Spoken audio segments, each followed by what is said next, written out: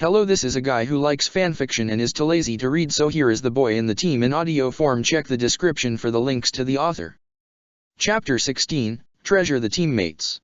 Shin-chan. Naruko yelled. Shin-chan. Shut it, Dobe, Sasuke growled. Screaming won't help us. What the hell do you know about it, We're all looking for him. She pointed to another clone, who was rummaging through a bush. Kakashi is a bastard, she grumbled. He could have put you alone in a corner of the forest, not Shin-chan. It's already been 1 day. We lost him for an entire day. Do you know what could happen to Shin-chan in a day?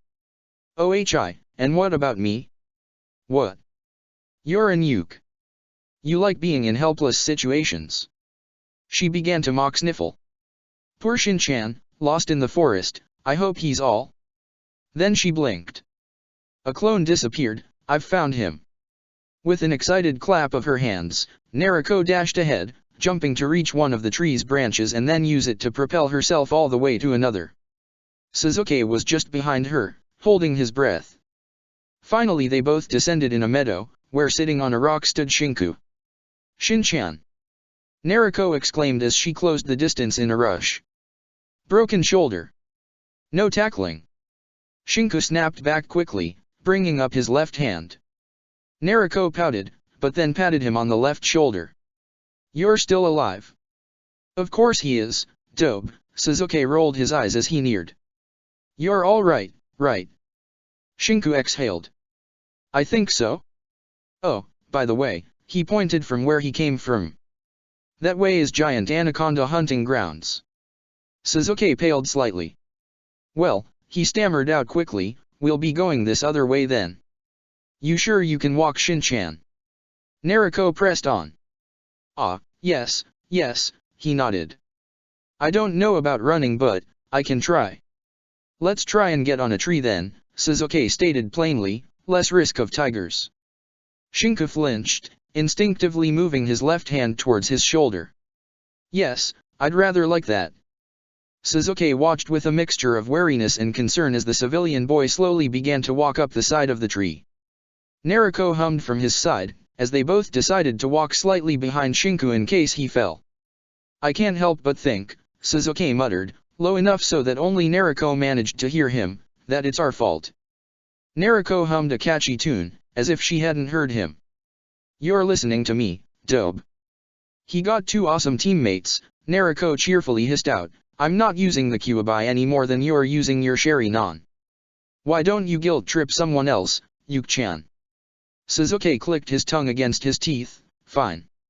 Once Shinku reached the start of a branch, Sasuke spoke again. Now, tree walking is one of the basic skills taught to any shinobi of Konoha. We're the village hidden in the leaves, so it's obvious we had some trademark move with trees, right? Meh, Naruko yawned. No history lesson. That's boring. Anyway, Shin-chan, what you need to do is use chakra to remove friction a split second after you've pushed your feet off the ground. Instead of pouring out chakra, suck it in.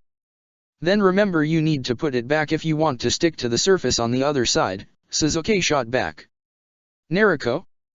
Demonstrate and head to that branch over there. The girl pouted, before getting down on all fours as if readying herself for a run. She dashed ahead a moment later, jumping and literally soaring through the air before landing feet first against the branch in question. Shinku closed his eyes and rubbed them with his left hand. I have to do that? He asked warily. That's pretty easy, Sasuke said. It looks difficult, but it's not that difficult. I have to do that. This time, he simply pointed out the distance between the branches. That's not really a long distance. Just remember, friction before the jump, no friction during the jump, friction once more before landing. Oh, right, Shinku muttered. Easy does it, Shinku. Then he charged ahead. The next moment he slipped on his own feet as friction came less before his jump, making him literally ski over the branch's surface. Gah! He screamed as he jumped, twisting his body in midair as he flailed around. Instead of falling to his doom, however, Naruko jumped back, gripping onto his midriff and bringing him back to the safety of the thick branch. Really, Shin-chan? Naruko pouted, are you an early shot? You need to wait. It's no friction after the jump. Not before. His heart was beating furiously in his chest as he breathed raggedly. Come on now, Shin-chan. Second try's always the best one, Nariko flickered back to the previous branch. You can do it, Shin-chan. She waved at him. Keep your calm, Suzuki stated plainly. Think of it as just another step forward. There's the body flicker, or Shunshin technique, to learn after this one. They're all really basic jutsu. The way Suzuki said it supposedly meant to encourage him, yet all it did was to make him feel inadequate. He felt a light breeze rustle his hair and forehead sticky with sweat, his sight blurred for a moment. He didn't feel well, but he was a shinobi and thus, he had to endure it. Frankly, he was setting his own bar too high for his tastes, but if he wanted to walk alongside these prodigies, then he had to, didn't he? At least until he made Chiryunin. At least until he could leave the team for a nice and comfortable desk job. He would stamp documents all day long, or write reports stringy and to the point. He'd boringly look at the clock past the mark for the morning coffee break, and then the lunch break. He'd yawn for a good amount of time, and then return home after his work was done. He'd probably have a nice, average dinner, and then head over to bed for another boring, average day to begin. He just had to jump past a branch and remember to remove friction after the jump.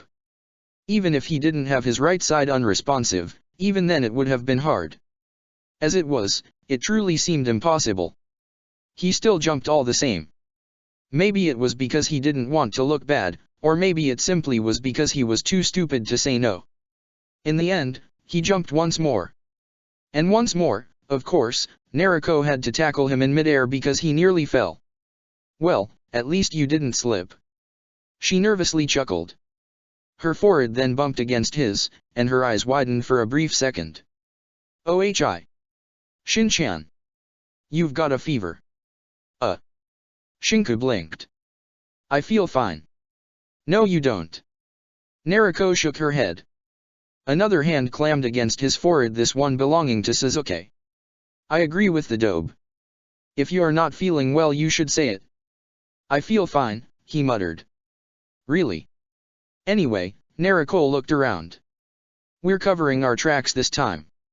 Yuki-chan, you go hunting for once. I'll find a nice place to rest while. She created over 1,000 clones. These guys here make enough mess and noise towards the other side of the jungle that I doubt anyone will know just who passed where. A smart idea for once comes out from your mouth. Suzuki snorted. Frankly, it was about time. OHI, you want to start a fight? Nariko hoisted Shinku without even letting him say no to the idea on her back. Well, I'll take Shin-chan for his afternoon nap then. What is he, a baby? Suzuki commented. Ah, you're jealous, Yuki-chan? Don't worry, mommy is going to cradle you too, Nariko winked. Just eat your pickles and don't be fussy. Dope, Suzuki muttered as he flickered away. Team, Nariko returned as she too dashed in the air. Shinku held on with his left arm as strong as he could. The speed, it was different. It felt like being ringed, as if air wasn't even there in front of them as they went. There was nothing but well, emptiness. Shin-chan. Nariko said as they went, you asleep? And no, he was holding on as if his life depended on it, but he wasn't asleep. You know, you don't have to push yourself so hard, she said quietly. I mean, there's a limit. Sure, you have to push yourself hard, but sometimes if you push too hard you don't get what you want. I wasn't. No, let me finish cause it's important, Nariko continued. We're a team. Everyone provides something to the team. Those who abandon their teammates are worse than trash. That's easy, right? Shinku hummed his agreement, mostly because his throat felt parched now. So, you don't have to prove yourself. I'm sure you've got your own thing. Maybe it's pushing yourself hard or maybe not, but really, there's a difference between training and trying to commit suicide. You're wounded, so rest it out. And, well, she muttered, I might have set your wound so if it hurts I suppose it is my fault but… I mean, you were bleeding out.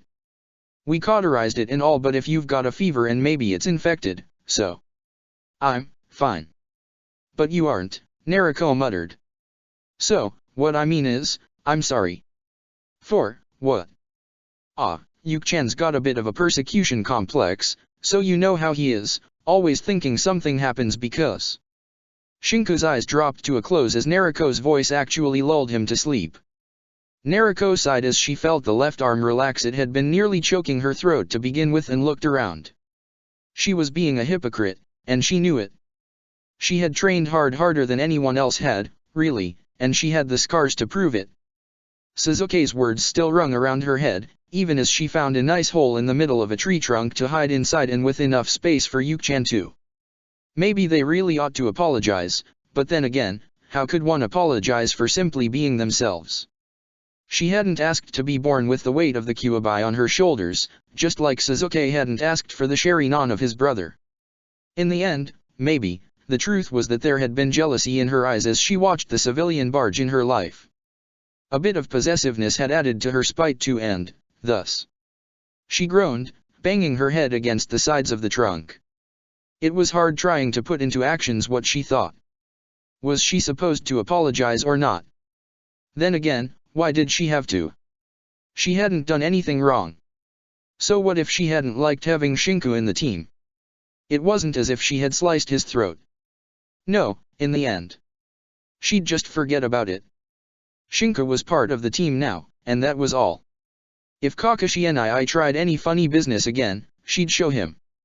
A clone of hers went to look for Sasuke, as she ripped out one of her sleeves to form a bandana for Shinku's sweating forehead. Maybe she should have found a cooler place near a river, but if she had, then there was the risk Kakashi Nii would simply separate them once more. She gently swiped away the sweat from Shinku's forehead, before returning to her guard spot. She'd take turns with Yuki-chan. Hopefully, he'd have found dinner by then. On a branch, a bit further away, Kakashi watched the scene with a bored look and then smiled with his only eye. No subdual for tonight, he said cheerfully. Let's start that Umbu training with the trainees. Inwardly, Yojao sighed in relief. Outwardly, every other Umbu trainee began to shudder in fear. Chapter 17, Sentimental Values. He woke up to the smell of cooked meat, with his stomach grumbling loudly its hunger. I heard that, Naruko's voice came to his ears. If you're hungry then I think you're feeling better now, right? Something wet touched his lips. Drink slowly, Sasuke's voice came next. Slowly. He took a hesitant sip, before coughing as the water went down his parched throat. You slept an entire day.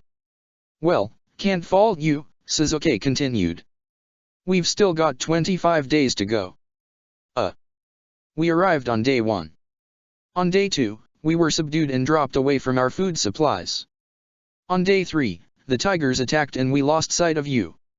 On day 4 we found you again, and well, I suppose this is day 5 depending on how you see it, Sasuke continued. Unless our arrival here counts as day 0, meaning we have 26 days to go, Naruko's voice came from a corner. You just hang in there, Shin-chan. Sorry, he croaked out. There's nothing to apologize for, Sasuke grumbled. Let's just make sure you get better.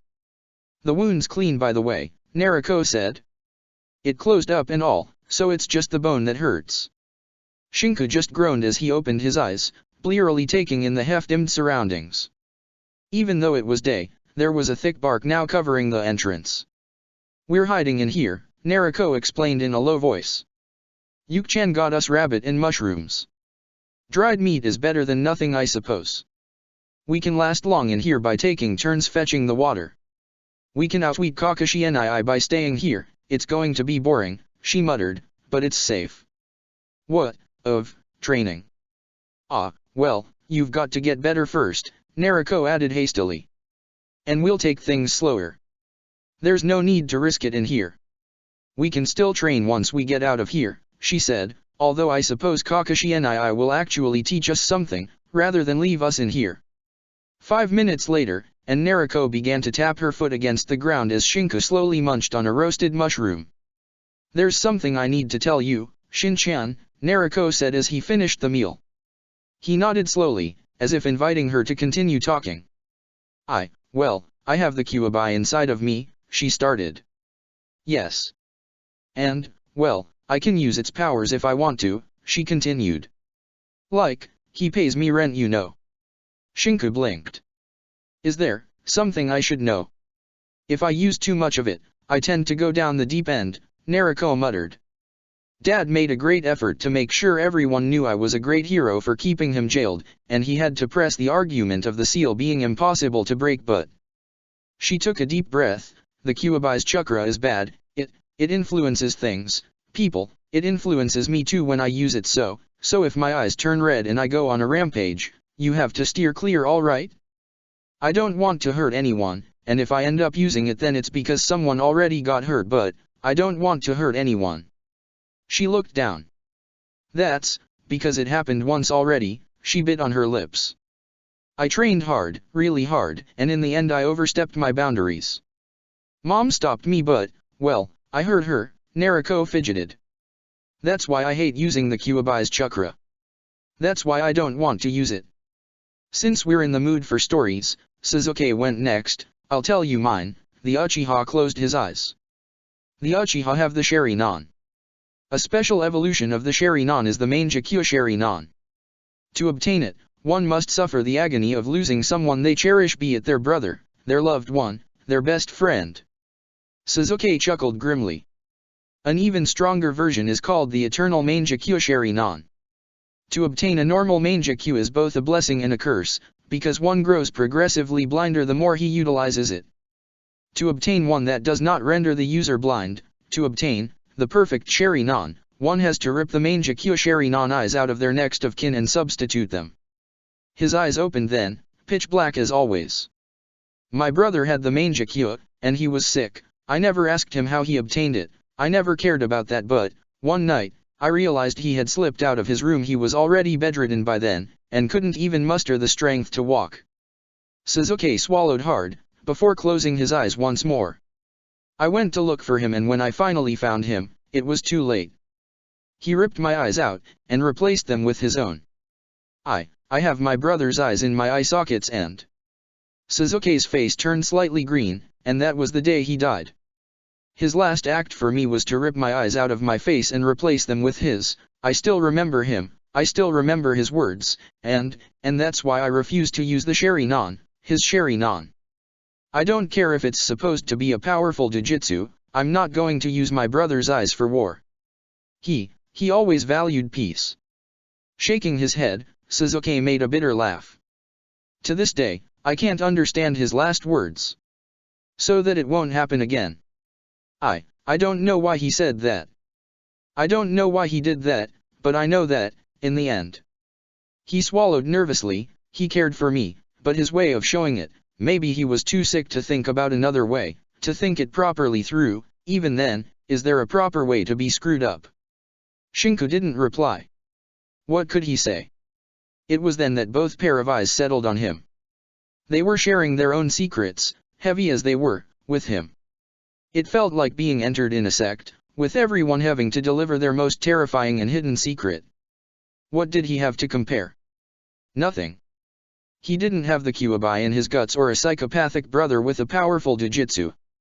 The most he had of Grim was the fact he communicated with post-it notes with his parents, and even that paled to compare. He really had nothing. He exhaled. No, there was something. I was supposed to. But it was meaningless. It was outright stupid. I'm sorry, I don't know what to say. Silence settled between the three of them. I studied hard for the final exam, Shinku said then. I was borderline dead last. If I passed the last test with a decent mark, I might have not been the dead last. He muttered, truth is, I didn't want to be in this team. He exhaled. A lot of the other students, they began to fail their classes in purpose. Frankly, I didn't want to. I'm not cut out for the shinobi life, for limb-risking missions where there is a chance of death. I didn't say what my dream was because, frankly, it's stupid. He chuckled. I just want to be an administrative Chunin. Sitting behind a desk, stamping documents, it's not a great dream like being an Umbu captain or becoming a high-ranked Jounin that the other students had. I know it sounds strange, why bother with the academy if you aren't cut out for the shinobi life, but He exhaled. My friend asked me, my parents agreed, and I went. I'm weak. I know that. I'm weak in more ways than one and I know it, but if I have to choose between crawling in a ditch and dying or at least trying and then failing, I'd rather try. He shook his head slowly. Frankly, I'm unsure if this is even worth an inch of what you two went through. I'm pretty sure it isn't, but, there, I said it. Now we're all stuck together, right? Nariko blinked. That has to be the most words you ever said, Shin-chan, she pointed out. And clearly, Sasuke said then, it could have gone worse. Think if we had ended up with a fangirl, the raven-haired Uchiha shuddered, or a fanboy. Nariko shuddered at that, ugh. Creepy. Why can't all boys keep believing in cooties? She mock sniffled, I know I'm too beautiful for this mortal world, but please, she mock huffed, throwing one of her golden twin tails behind her head, I'm not interested shouldn't be that difficult to understand. Sasuke snorted. Especially because the moment they hear you speak they clearly need to have an empty head to stick around, the Uchiha chuckled. OHI. You're sticking around. My mother would flail me alive and burn me if I dared leave, poor little Naru-chan alone, dot. Well, Shin-chan's sticking around too, and he isn't an airhead. Dead last year, Shinka raised his left hand in a light wave. I think Sasuke is right. Muyagh. Oh, for the love of, stop bantering against me. Come on, can't I have a shoulder at least once? Don't blame me, bimbo. The Uchiha is just more charismatic than the Namikaze. But I have breasts. Shin-chan, aren't you a man? I knew it. It's Yuke-chan's Yuke power. That's why. Nariko whined lightly, fake tears cling at the corner of her eyes. It's just because I don't have a sausage, right? But I swear I can change. I'm going to say bullshit, Sasuke stated lightly. Oh yeah. Nariko's forehead sported a tick mark, flailing her fist in front of her. I'm going to show you. Warak no Jutsu. The next moment, a puff of smoke gave way to reveal a busty, big-breasted woman completely naked if not for small clouds covering her nipples and privates. Uchiha-sama. Please, have I grown? Sasuke blinked once. Then, calmly, he grabbed a stick. Slowly, he began to sharpen it. Yuke-chan. Once he was done with the pointy stick, Sasuke brought it in front of him. If I place both of those useless lumps of flesh on a stick and roast them, you think we'll have enough food for the entire month, Shinku? You evil Yuke-chan. Nariko exclaimed, pushing her arms to cover her breasts.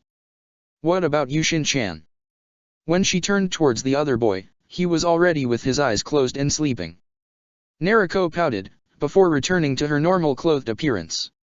You're lucky you're tired and wounded, Shin-chan. That's no way to treat a lady. That's because you're not a lady, Sasuke continued.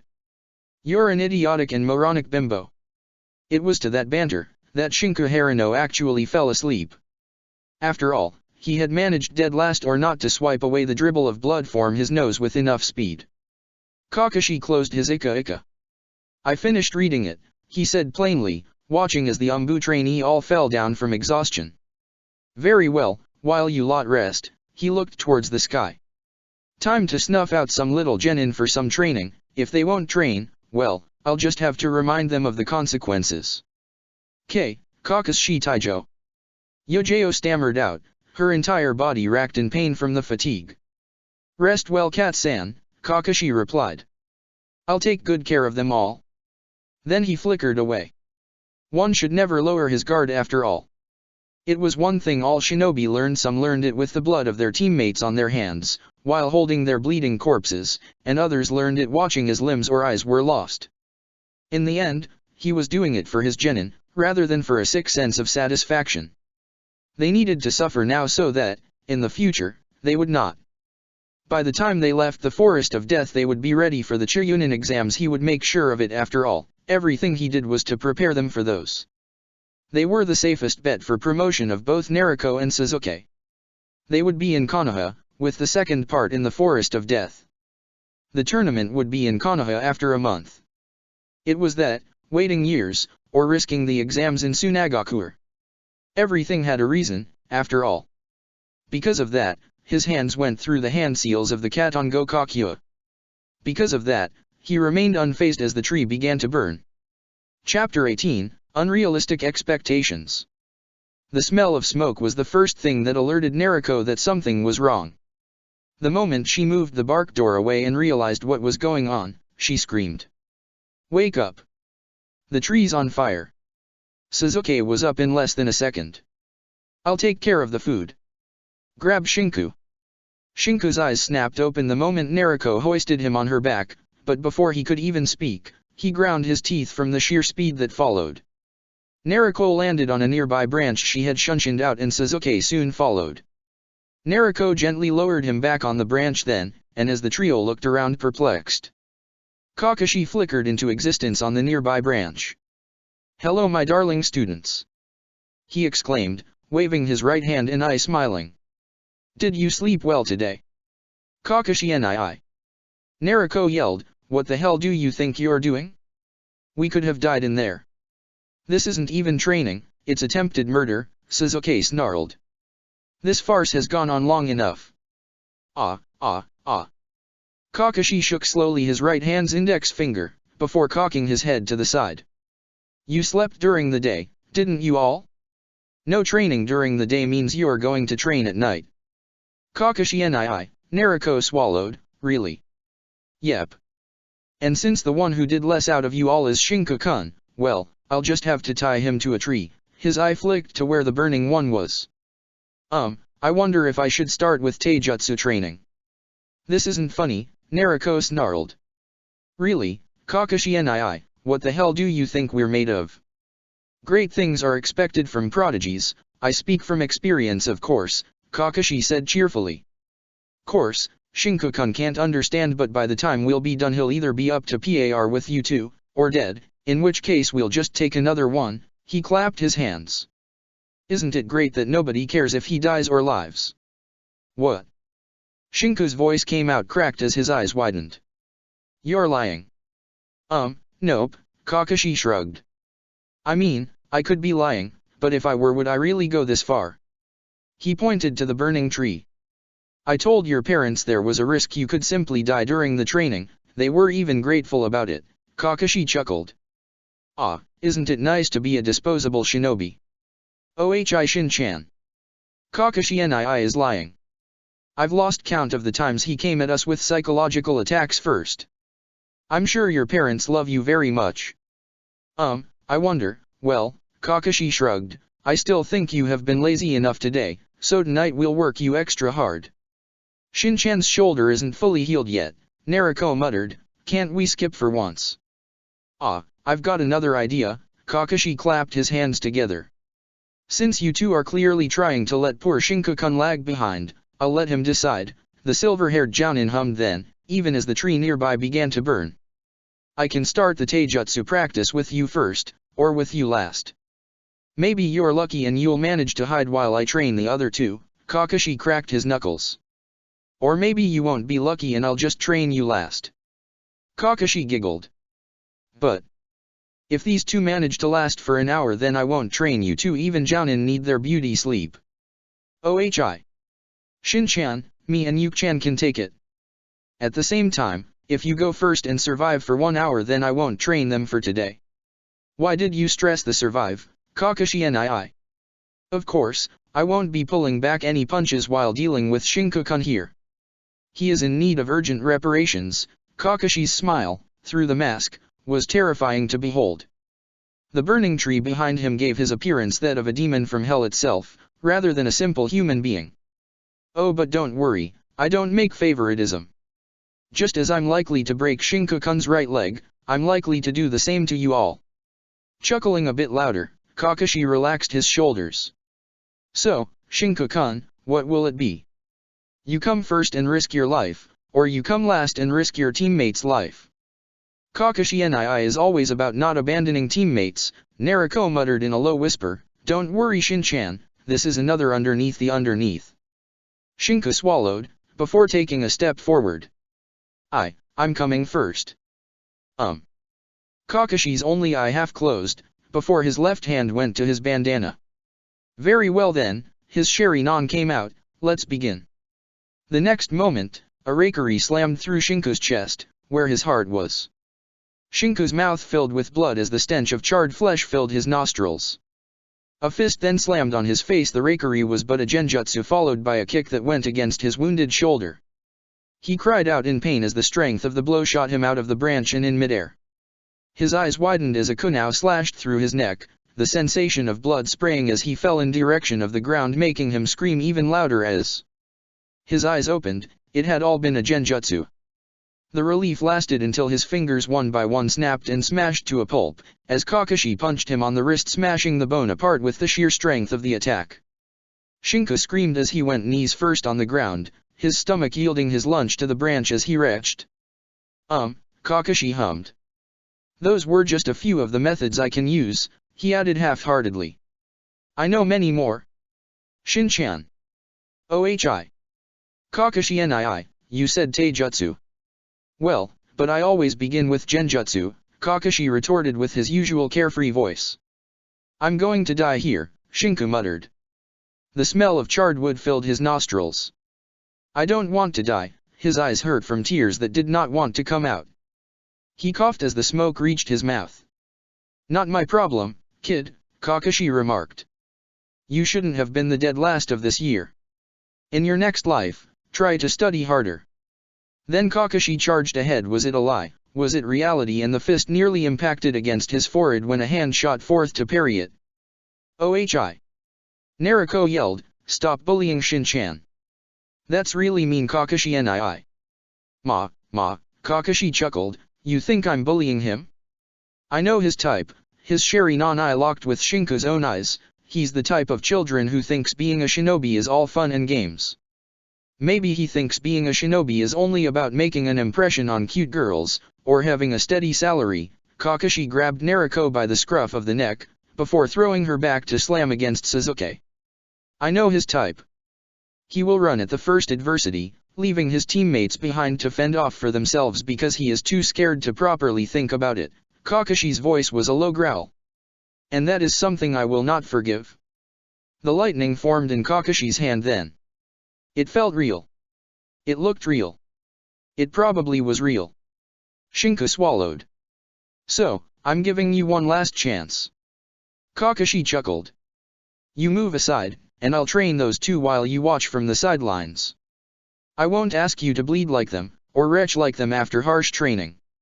If you don't move aside, you might die. Because I'll train you even as your bone break and your heart gives away. I'll train you until you have nothing left of weak or dead last. Kakashi's eyes both shone. And I'll probably break you along the way.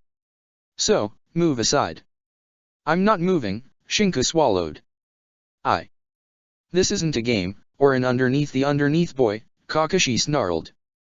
You don't move from that spot, and you will die. Be it tomorrow or in 2 years, you will die. Do you understand me? You will die.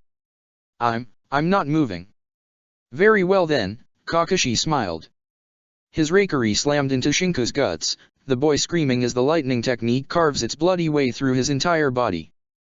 This felt far more real than the genjutsu of before, and as blood sprayed out of his mouth, he fell on the ground twitching as his sight darkened. The next moment, he blearily blinked them open to the branches of the forest of death. He recognized them because the giant anaconda was slithering its way by, yet one more giant bear in its jaws. The creature was probably hunting for the winter or something like that. He breathed in deeply. The air was cool, and the noise of rushing water reached his ears. Shinku stood, half expecting to see heaven or hell, or maybe even Kami. He instead came to his senses near the river, with Naruko and Sasuke intent on catching fishes. He blinked as he watched Sasuke throw a kunai at a fish, impaling it and then pulling it back with the steel wire tied to the handle of the weapon. His stomach wasn't hurting him, his right side still hurt, but at least, had he dreamed it all? Ohi, Shin-chan. Naruko was the first one to realize he was awake. You're awake. Yes, he muttered, flinching as Naruko flickered right next to him to slam her hand against his forehead. The hand was definitively cold.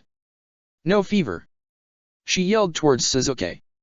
You up for some training, Shin-chan? What happened last night? he muttered, frowning. Well, Nariko rolled her eyes. After Kakashi and I knocked you around a bit, he dropped you on the ground. Really, I think he was happy about something because he then proceeded to pummel me and Sasuke. Not that much. I took the worst of the training afterwards. I'm already healed and sour duck, but Uchiha can't sit for the next few hours because if you tell him that, I'll kill you.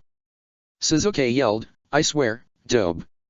Well, the 1000 years of pain technique is really evil, Nariko nodded sagely.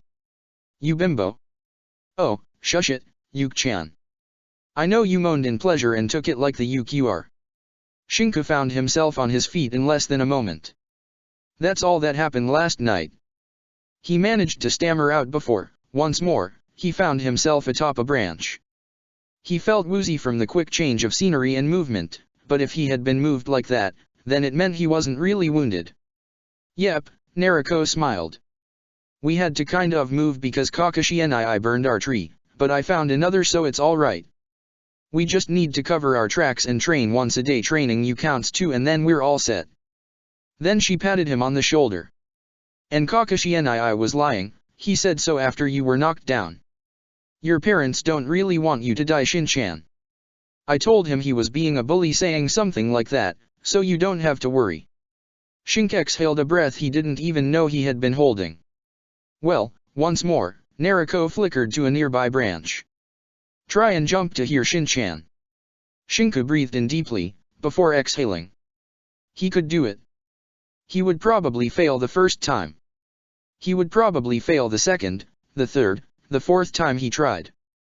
He would fail the 6th and the 19th, albeit that was because he had been so close, and the 20th would be a near win. By the 25th, it was no longer about slipping at the beginning but about judging the right distance. By the 44th, he could land on the opposite branch given 1 minute. The sun was setting, and albeit Shinku Harano could not tree walk at a pace faster than a limping shinobi, now he could. I'm so proud, Shin-chan, Nariko sniffled, wiping away a fake tear.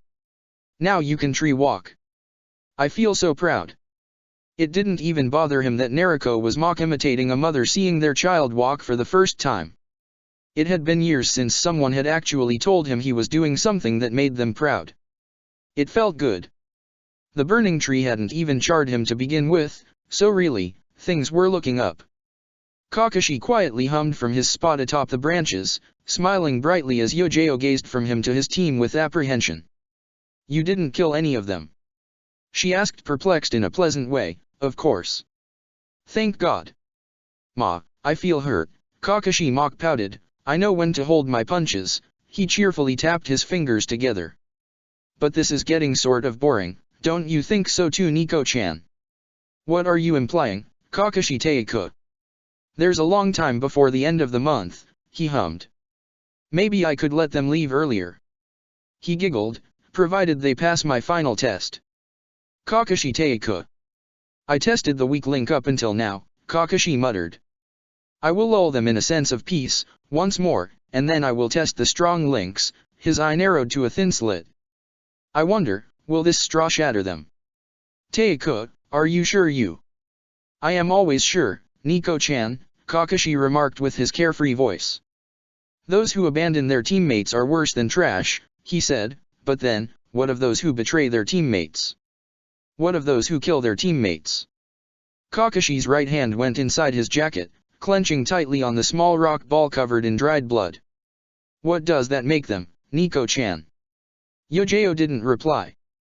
The sky darkened as a thunderstorm slowly began to build up.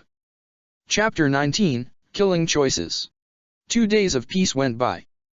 Those were 2 days of nothing but simply the ferocious animals of the forest to contend with, without any intervention from Kakashi, the Umbu's subdual training or anything else. Shinku was starting to get lulled in by the sensation that yes, he could do this. He could tree walk now, and albeit the Shunshin was an extension of that, he had his work cut off for him. The Shunshin's principle was pretty much the same as the tree walking, only the chakra suction had to happen on the entire front of a shinobi's body. The end result would be that without forward friction and with a good enough speed, they'd flicker out of existence. Shunshin could only thus happen in a forward and straight line, and the amount of chakra used decided how far one could go. The lack of pain on his right arm was also a nice bonus.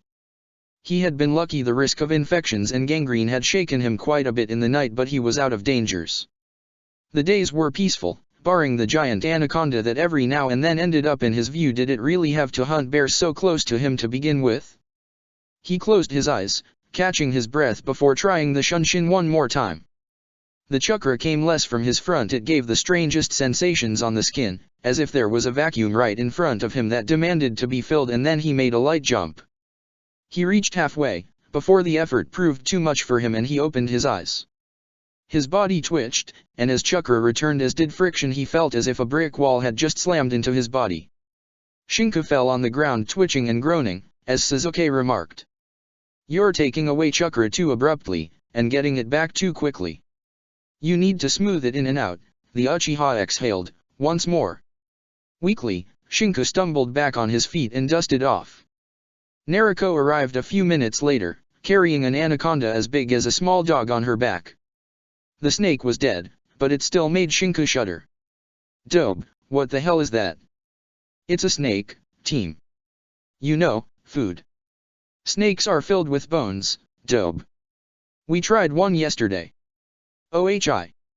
This thing was just taking the sun. It was easy to catch and I did it. Beggars can't be choosers." Shinku exhaled. "I get that, but why is it that I can find rabbits in here and you don't?" Sasuke retorted. "What the hell do I know about that, team? Maybe you're secretly a half-bunny, Yuke-chan. Rabbit ears on your head would look kind of cute, I suppose, enhance the Yuke in you, right?" Shinku slowly began to remove the chakra from in front of him. "At least I'd have something to enhance, differently from you," Sasuke quipped back. Shinku moved forward with a light jump. The next instant a fist slammed into his guts, making him keel over the extended arm of a woman. The only thing he saw was a fishnet shirt in a jounin vest. Purple hair and hazel eyes didn't enter his equation. Kakashi smiled as he came down. "Hello my darling genin." He nodded towards Anko. "Mitarashi-san, you can take Shinku-kun. Don't go too far of course." Anko smiled. "Oh, you should have called me sooner for this." Cackling lightly, the woman grabbed the nearly heaving Shinku and flickered out of the meadow. "Shin-chan." Naruko's eyes widened, before turning on Kakashi. "What's this about, Kakashi-nii?" "I realize I was being unfair," Kakashi said, shaking his head slightly. "I'm not actually teaching you anything right now, right?" "So," he hummed thoughtfully. "So, I thought about teaching you something that the academy or your parents had yet to do." Naruko blinked, as Sasuke instead narrowed his eyes. "Where did you send Shinku?" the Uchiha asked. I dunno," Kakashi shrugged as a circle of umbu flickered in from all sides, barring their escape. "I wonder though, let's say we're a team of enemy shinobi, and we captured one of your own." Kakashi smiled. "We're holding him hostage, you know? You can leave," he said. "We're all here. You can make a break for the training ground and, if you leave now, the training exercise will be over for you too. Shinku will unfortunately have to complete it alone, but I'm sure he'll survive somehow." "That's bullshit number one, Kakashi-nii," Naruko snarled. "Good," Kakashi smiled, "then let's start with the truth. Sasuke, kill Naruko, or Anko will break Shinku's left leg." Sasuke's stare filled with scorn. "Really? You think we'll actually believe you'd?" Kakashi pushed his index finger next to his ear. "Anko? Break a leg, would you?" "Oh, a radio transmitted in the clearing, what a pity, already with the legs? No fingers? Very well then." Shinku's voice came in next, Hey, can't we talk abo?" Then his screams filled the meadow, soon followed by his sniffles. "No fainting on me boy," Anko's voice came cackling next. "We have a long way to go." Kakashi hummed thoughtfully, as he stared at the pale faces of the two genin in front of him. "Kakashi-nii? That's a lie, right?" Naruko asked slowly. "You wouldn't?" The man shrugged. "Naruko, kill Sasuke, or Shinku loses an arm."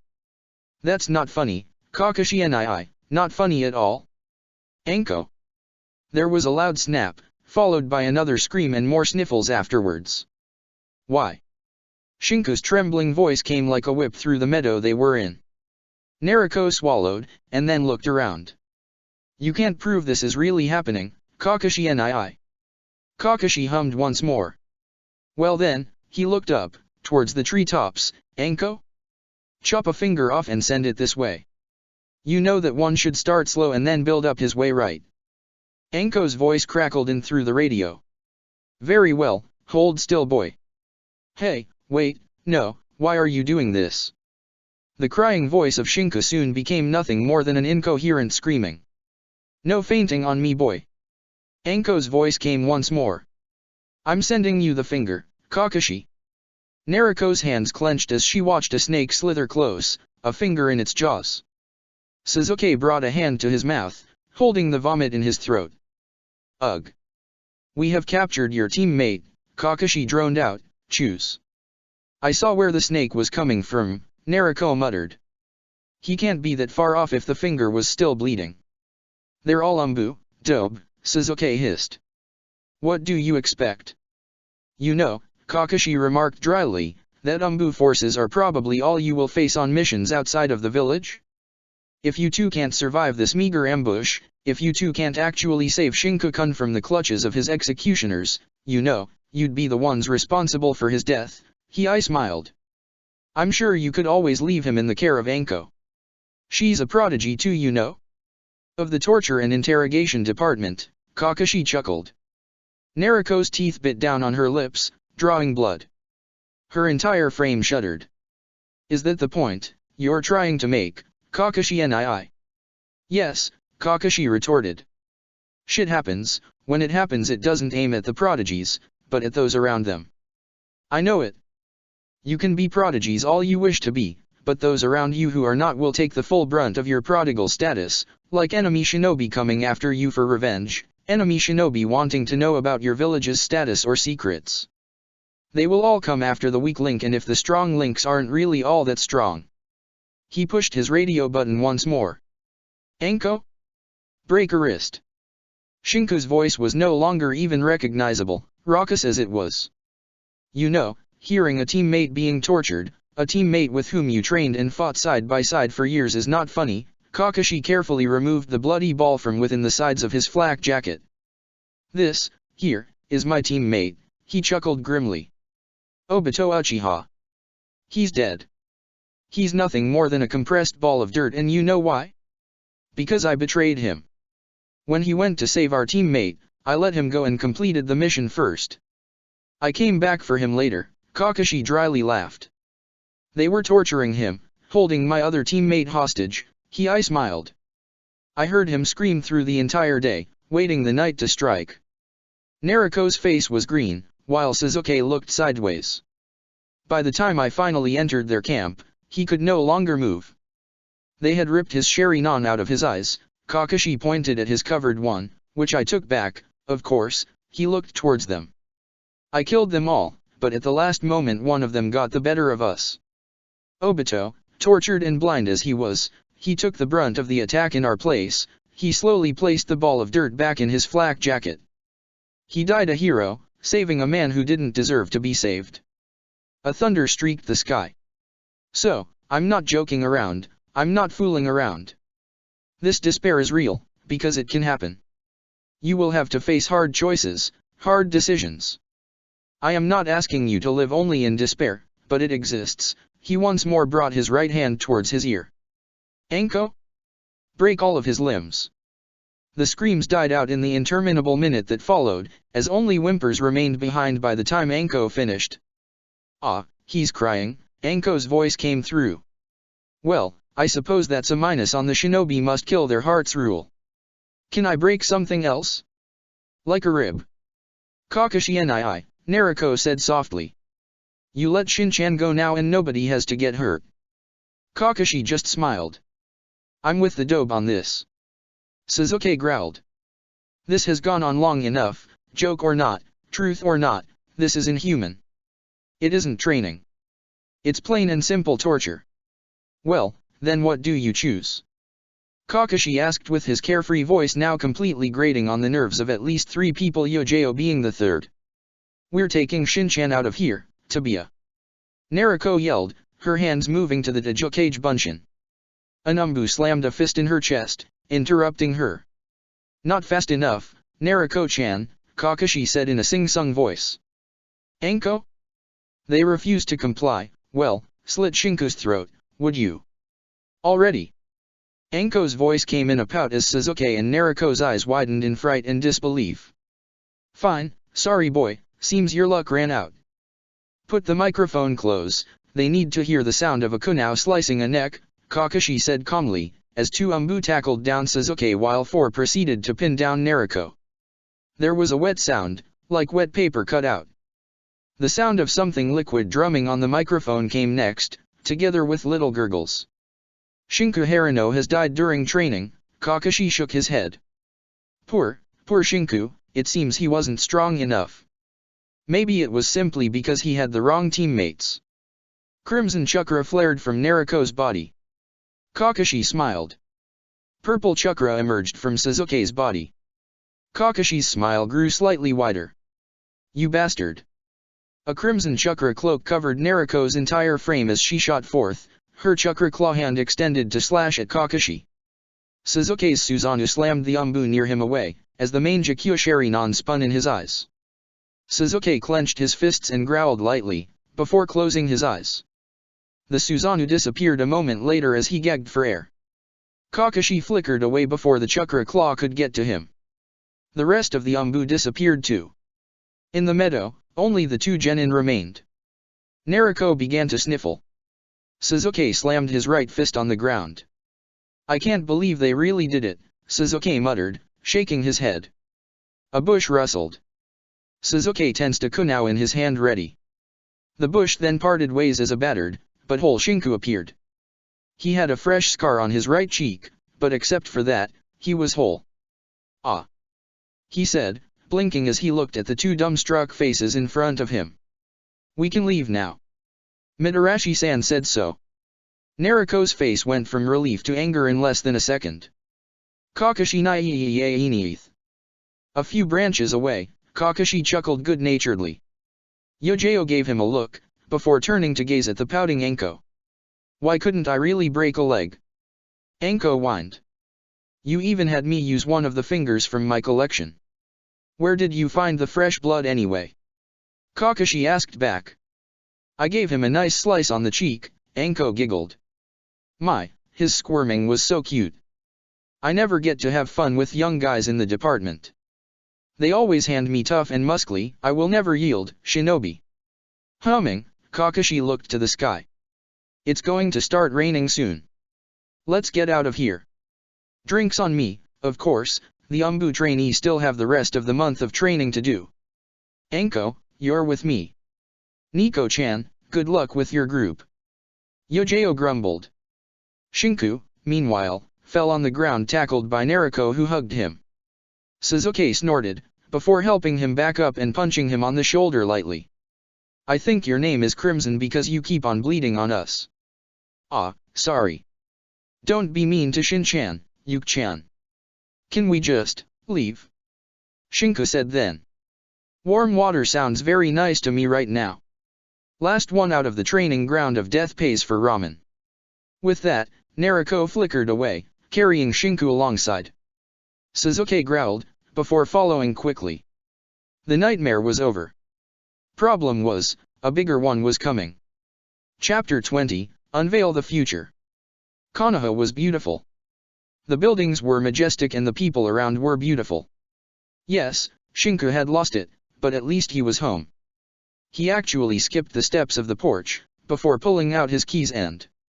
He was without keys. He could have lost them at any moment in the forest of death. He swallowed a lump of nervousness, before closing his eyes and going thunk with his head against the door. Shinku had gone through giant snakes, the forest itself, packs of tigers, and even a psychotic woman who had used genjutsu on him beyond his imagination. Yet here he was, outside of his house, without keys. There was only one thing he could do, really. Dirty as he was, covered in grime, sweat, and even dried blood, he walked his way towards his parents' bakery. There were quite a few grimaces as people took in his dirty hair and ragged clothes. Did they think him a beggar or something? Probably. River water wasn't the easiest way to remain clean, and he had nearly died more than once to begin with.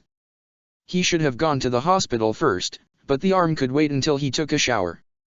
It didn't even hurt him any longer, and it probably would, if the medics decided they had to break it back into position. His parents' shop wasn't very crowded at that time of the day, and he managed to slip in with ease. "That will be 22 ryo," his mother's voice said crisply to a customer. His father moved a half a dozen of baguettes out of the oven, before laughing with his usual strength. "Aha! Masterpieces, like always." "Hey Dad," Shinka croaked out, waving his hand. Kaizashi's eyes widened for a brief instant, as he probably tried to decipher who was the person beneath the dirt and the dried blood. "Shinku? My boy. What happened to you?" "Training camp ended early," Shinku muttered. "I kind of lost the keys back there." He lowered his head, scratching the back of his hair. "Of course, just take mine and go home," Kaizashi replied kindly. "Then you'll have to tell us everything. How was training camp? Learned anything new with your team?" "Oh yeah," Shinka replied nervously, "I did. Say goodbye to your mother before leaving, she really was worried about you." Kaizashi's voice took a tone of concern, and Shinka nodded before moving towards the counter. "Hey Mom," he replied, waving towards her too. "I'm back." "Oh." Mabuki actually jumped on the other side of the counter, before hugging him tightly.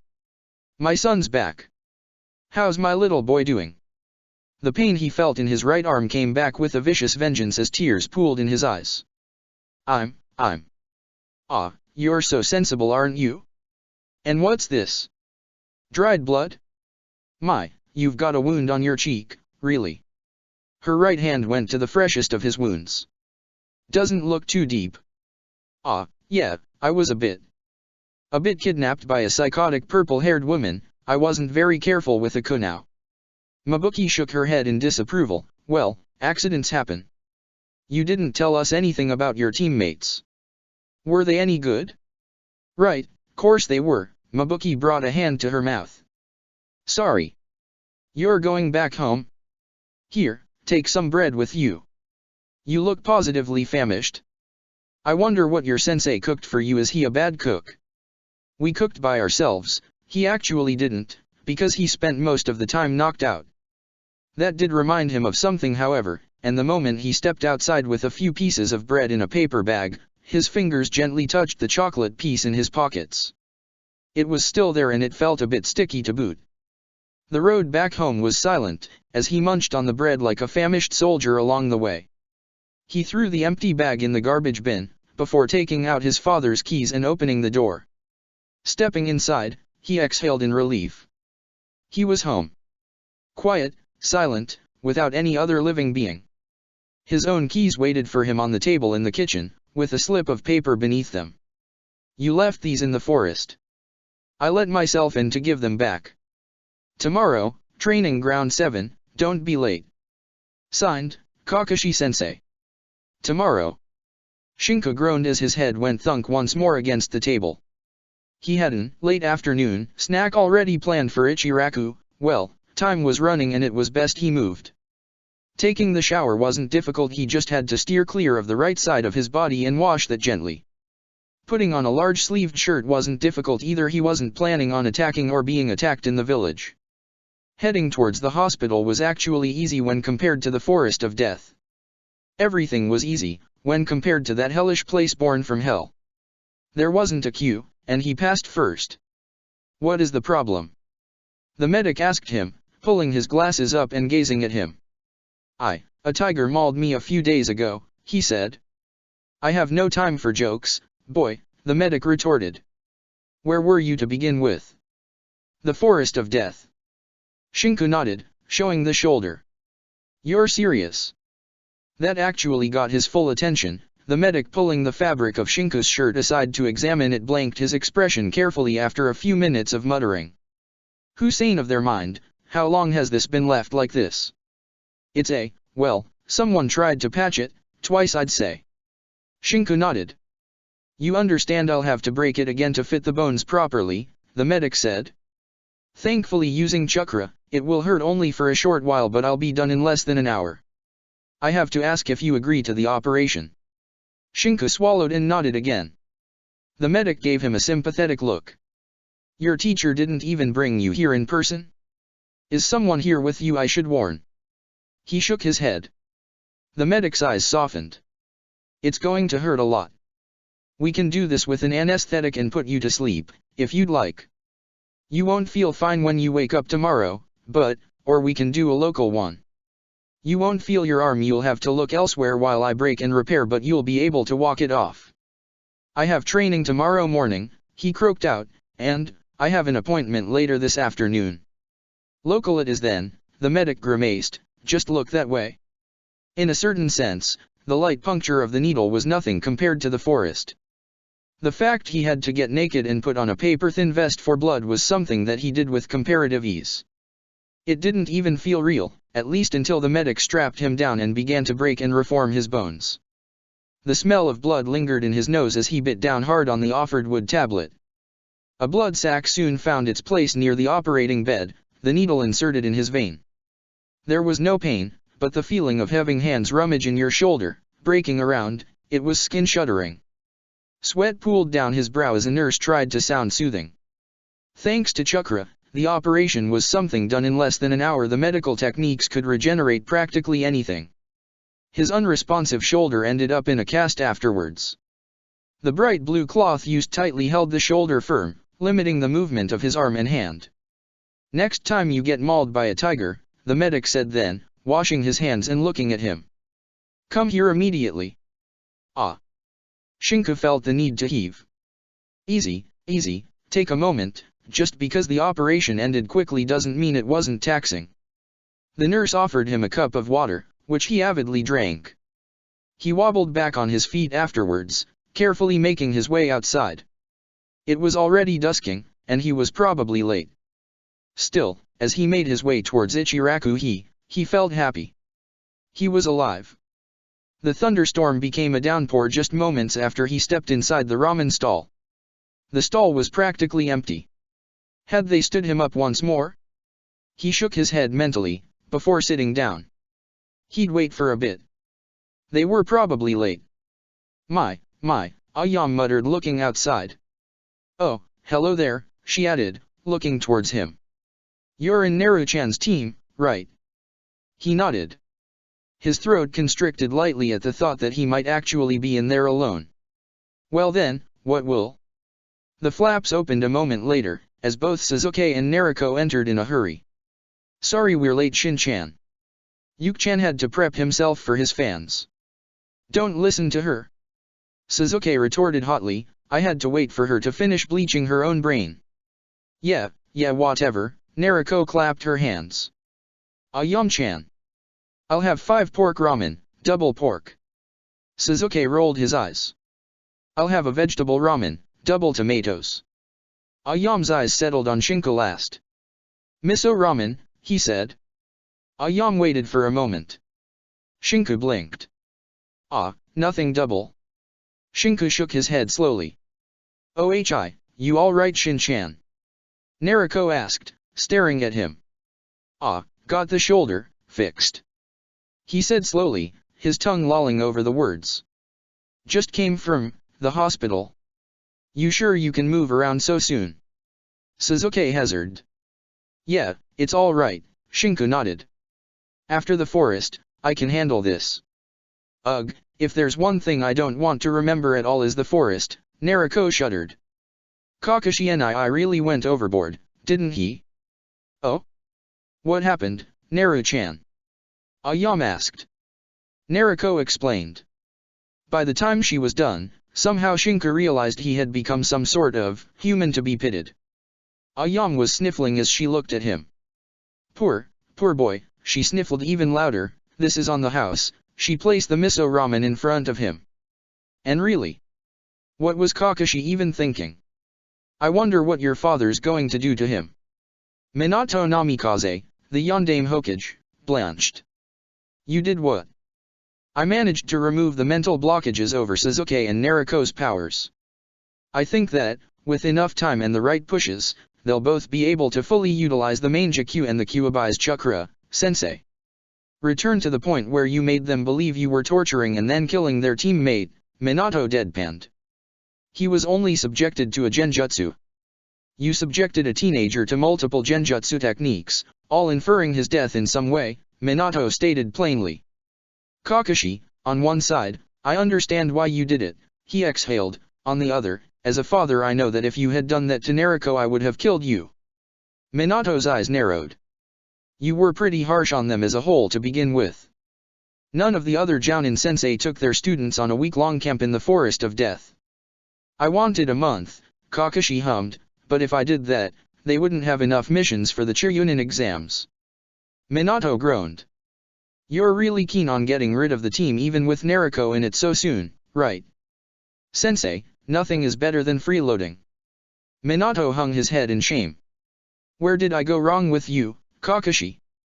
I think we could start with C-ranks, Sensei, Kakashi remarked, something close by, in an allied village. I have a mission for the Land of the Waves, Minato remarked. It's an escort mission, supposed to be nothing more than bringing a bridge builder back.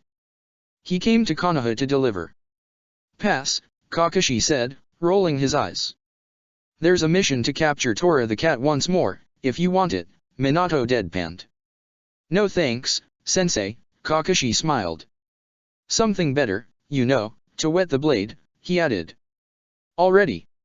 I say they're ready, Sensei. Already. Just to give them a hint.